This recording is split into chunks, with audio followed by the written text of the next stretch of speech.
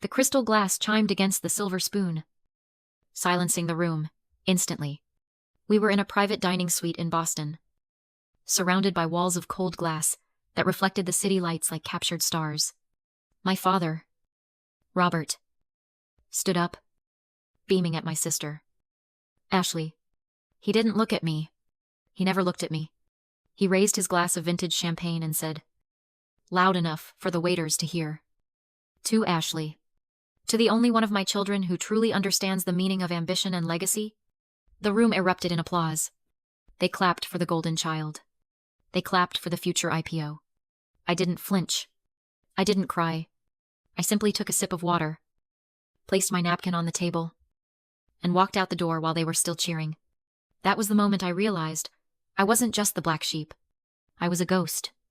Have you ever been in a room full of family but felt completely invisible? If you know that feeling, drop a hand wave emoji in the comments, so I know I'm not alone. To my family, silence was a failure. It meant you weren't pitching. You weren't networking. And you certainly weren't disrupting an industry. But in my world, silence is the most expensive commodity there is.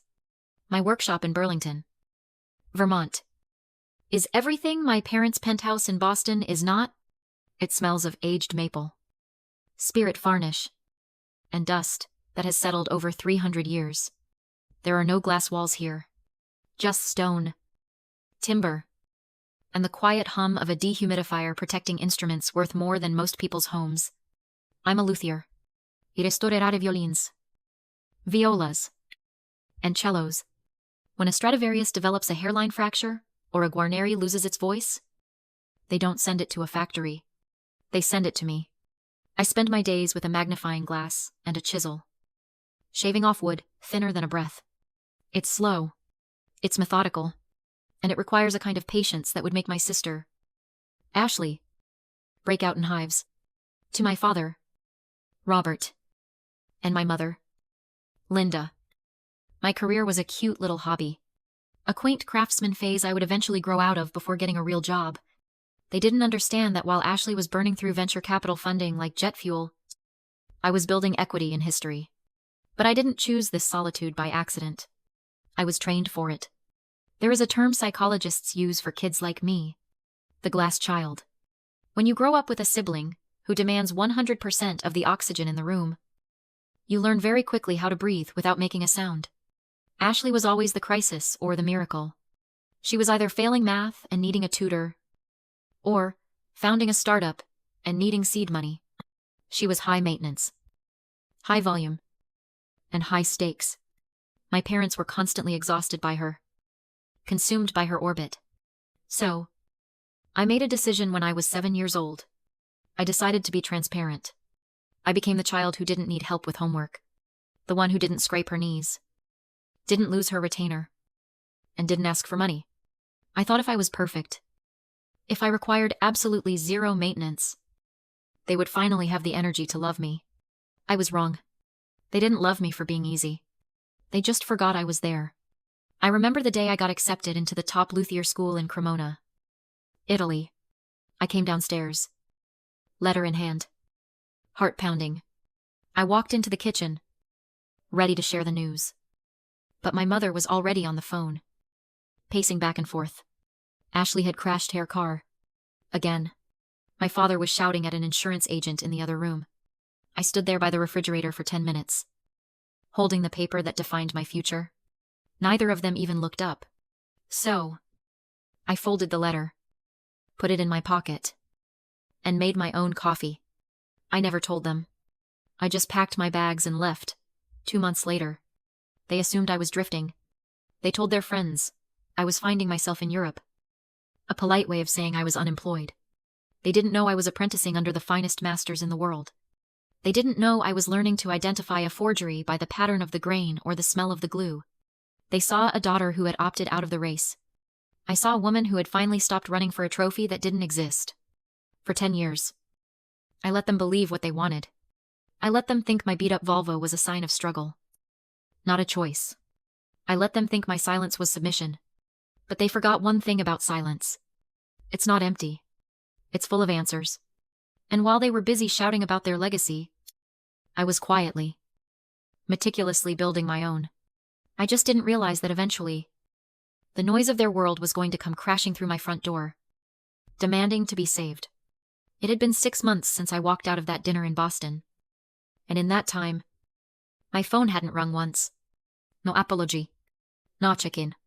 Just radio silence until the obligatory calendar invite for Thanksgiving arrived in my inbox. It wasn't a request. It was a summons. Attendance mandatory. 2:00 p.m. The estate. I pulled my 10-year-old Volvo station wagon into the circular driveway of my parents' home in Connecticut. It looked ridiculous, parked next to my father's S-Class Mercedes and Ashley's brand new Porsche Cayenne. My car was covered in road salt and filled with tools. To a rolling testament to a life they considered a failure. I sat in the driver's seat for a full minute, watching the house. It was a sprawling colonial revival, manicured within an inch of its life. From the outside, it looked perfect. But I know better than anyone that rot always starts from the inside out. I took a breath, steeled my nerves, and walked to the front door. I didn't even have to knock. My mother, Linda, opened it before my hand touched the brass knocker. She wasn't smiling. She was wearing a cashmere sweater that cost more than my entire tool collection. And she looked stressed. "You're late," she said, turning her back on me immediately. "Samantha. Thank God. The coat check closet is a disaster. The hangers are all tangled. Can you fix it before the rest of the guests arrive? And please, move that car around the back. We don't want it cluttering the front photos." "Hello to you two." "Mom." I didn't argue. I didn't say, "It's good to see you." Or, "Happy Thanksgiving." I just did what I was told. I moved the car to the service entrance and spent 20 minutes untangling hangers in the coat closet. It was the perfect metaphor for my role in this family. I wasn't a guest. I was the staff member they couldn't fire because we shared DNA. When I finally walked into the living room, the atmosphere was brittle. Usually, Thanksgiving is the Ashley show. She would hold court by the fireplace, recounting her latest TED Talk or her upcoming feature in Forbes, while my parents nodded along like bobbleheads. But today, the air was different. It was heavy. Ashley was standing by the window, and she looked terrible. Her skin was pale, almost gray, and she was vibrating with a manic energy that made me uncomfortable just watching her. She wasn't holding a glass of wine. She was gripping her phone so hard, her knuckles were white. Every few seconds, she would swipe the screen, read something, and then look around the room with wide, terrified eyes. "Is she okay?" I asked quietly, standing next to my father near the bar. Robert poured himself a scotch. "Neat." He didn't look at me. "She's just under a lot of pressure. Samantha. High-level stress. Something you wouldn't understand." "Right," I said, my voice flat, because fixing a 300-year-old instrument that can shatter if you breathe on it wrong is basically napping. He ignored me. "She's closing a major round of funding. It's a delicate time. Just stay out of her way today. Don't bore her with your little wood projects." I looked back at Ashley. I've spent my life studying tension. I know exactly what happens when you apply too much pressure to a structure that isn't built to hold it. Wood warps. Glue joints snap. Varnish cracks. Watching my sister pace back and forth, ignoring the hors d'oeuvre, I recognized the signs immediately. This wasn't the stress of success. This was the panic of a collapse. "Where's Jason?" I asked, realizing her husband wasn't hovering by her side like usual. "Business trip," my mother chimed in, walking past with a tray of crystal glasses. "Now, Samantha, stop asking questions and help me set the table. One of the chairs in the dining room is wobbly. Can you look at it? You're handy with that sort of thing." I almost laughed. I restore instruments for the London Symphony Orchestra, and my mother wanted me to fix a dining chair. But I nodded. "Sure, Mom." I knelt under the mahogany table, tightening a loose screw with a pocket knife I kept on my keychain. From down there, all I could see were their shoes. My father's polished Oxfords, pacing, my mother's heels, clicking anxiously. and Ashley's designer boots, tapping a frantic rhythm against the hardwood floor. Tap, tap, tap. They thought I was beneath them, literally and figuratively. They thought I was the safe, boring, invisible daughter who could be ordered to fix the furniture, while the real adults discussed the world. But they forgot that when you're invisible, you see everything. And from where I was kneeling, the foundation of this family looked ready to give way. Dinner was served in the formal dining room. My mother had set out the good china, the stuff we weren't allowed to touch growing up. The turkey was dry, the conversation drier. My father droned on about the market, about interest rates, about positioning. Ashley barely touched her food. She just kept staring at her phone, which was sitting face down on the table next to her wine glass. Ashley, darling, eat something, my mother cooed. You're wasting away. I'm not hungry, Ashley snapped, and her voice tight. My battery died. Does anyone have a charger? I think there's one in the kitchen, I offered. I don't want to go to the kitchen, she said, extending her hand across the table toward me. Give me your phone. I need to check the aftermarket ticker for TechStream. He hesitated. My phone was in my pocket, silent. It held the only secret I had ever kept from them. Use Dad's. Dad's font size is set to billboard, she sneered. Just give me yours. Samantha, God, why do you have to be so difficult about everything? I pulled my phone out. I unlocked it. I handed it to her. It was a calculated risk. I assumed she would just open the browser. I forgot about the notification settings. I forgot that sometimes the universe has a sense of humor. Ashley grabbed the device, her manicured nails clicking against the screen. She tapped the browser icon. And then, right as she was about to type, a banner notification dropped down from the top of the screen. It was green. It was bright. And it stayed there for a solid 4 seconds. Private Client Services wire transfer. Received $28. Sube. Ling ling ling. 00. Sale of the Guarneri and Bitcoin liquidation complete. Ashley froze. Her eyes didn't just widen, they dilated. She blinked. Once. Twice. Like she was trying to clear a hallucination. Then she started to laugh. A high, brittle sound that bounced off the walls. What is this? She looked up at me, holding the phone out like it was a dirty tissue. Is this a game? Do you have some kind of fake bank app on here? Let me see, my father demanded, reaching over and snatching the phone from her hand. He adjusted his glasses, squinting at the screen. He read the notification. He read it again. Then he looked at me. And for the first time in my life, I saw him actually see me. $28 million, he whispered. My mother dropped her fork. It clattered loudly against the china. What, Robert? What did you say? It says a wire transfer was received, my father said, his voice trembling slightly.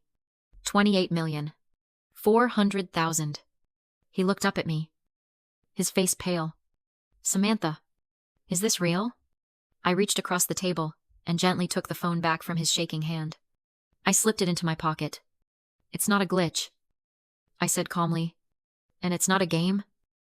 The silence that followed wasn't just quiet. It was a vacuum. It sucked the air right out of the room. Ashley was staring at me with her mouth open. My mother looked like she was about to faint. And my father looked at me not with pride, but with a sudden, terrifying hunger.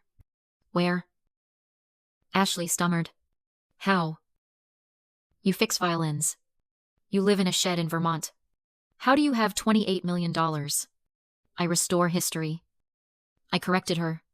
And I made some very good investments a long time ago. Investments I didn't feel the need to broadcast. You hid this, my mother whispered, clutching her pearls. You let us think you were? Struggling. You let us worry about you. You didn't worry about me? Mom, I said, cutting through her performance. You petit admet.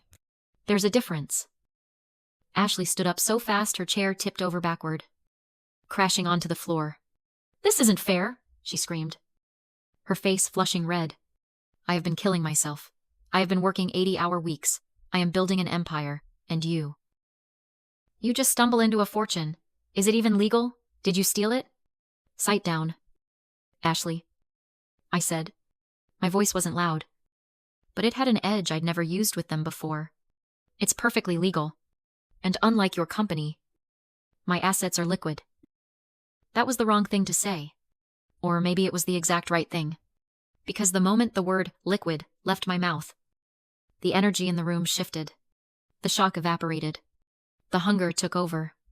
They weren't looking at their daughter or their sister anymore. They were looking at a lifeline. And I knew, with a sinking feeling in my gut. That dinner was over. The hunt had begun. We moved to the living room. But nobody sat down. It felt less like a family gathering and more like a tribunal. My father poured himself another drink. His hand shaking so badly, the crystal decanter clinked against the glass. Ashley was pacing again. But this time, her eyes were locked on me. Explain. My father demanded. He didn't ask. He ordered. Where did it come from?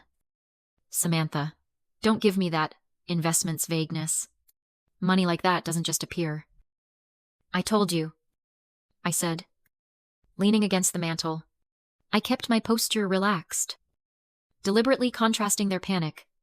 The bulk of it came from a single transaction.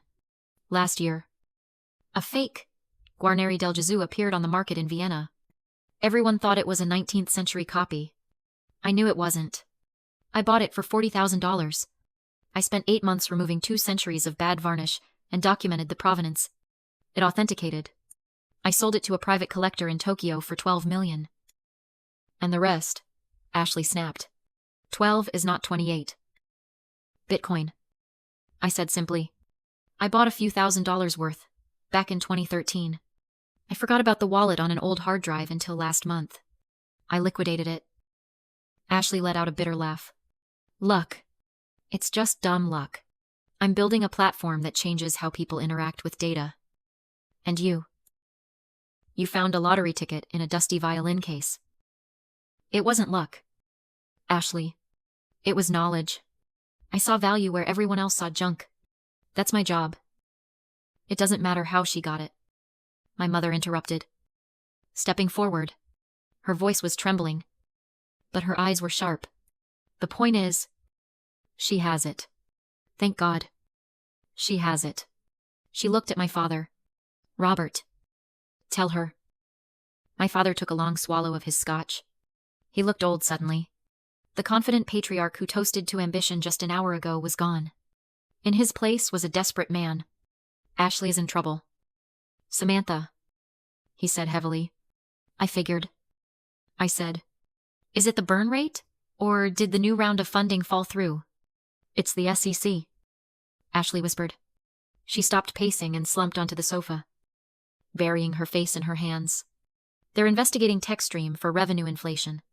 They froze our corporate accounts this morning. If I don't cover a $5 million shortfall in the operating budget by Monday, the auditors are going to flag it as fraud. I'll go to prison. Samantha. Federal prison. I stared at her. You cooked the books? I didn't, she cried. Looking up.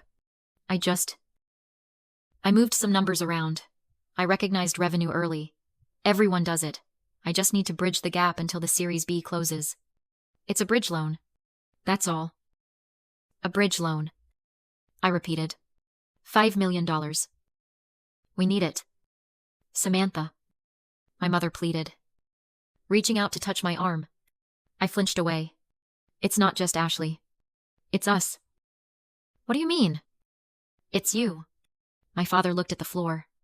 We leveraged everything, he admitted, his voice barely a whisper.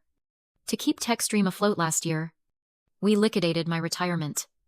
We took a second mortgage on this house. We even borrowed against the life insurance policies.